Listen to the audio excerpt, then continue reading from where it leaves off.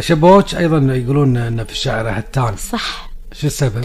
من بعد عمل خذلانك، لأن الفنان أيمن العتر تعاون مع الشاعرة الراحلة هتان رحمة الله عليها في عمل من سنوات، وتم في مسيرته الفنية يقدم أعمال. لما وصل لعمل خذلانك كل الصحافة الليبية قالت رجع أيمن العتر لبداياته مع هتان. الله. فالعمل خذلانك يعني خذ صدى واسع، وشبهت في هتان في الشاعرة الراحلة. وهذا شيء يعني أتوقع كبير بالنسبة لك. طبعا كبير، وعطاني مسؤولية كبيرة وبنفس الوقت سعادة.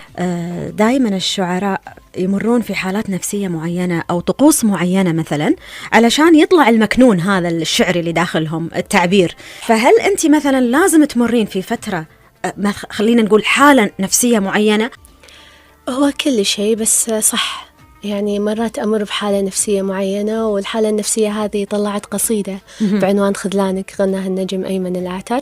كنت عايشة الحالة وعايشة الخذلان، فأنا بنسمعها بصوتك.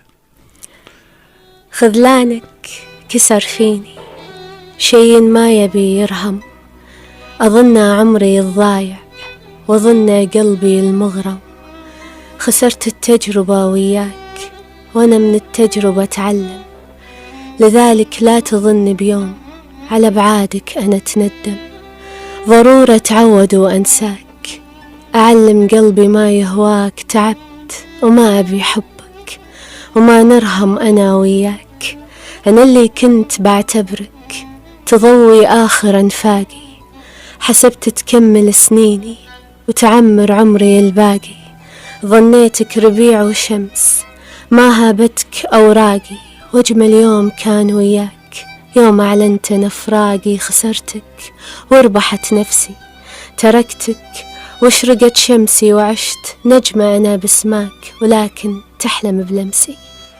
الله الله.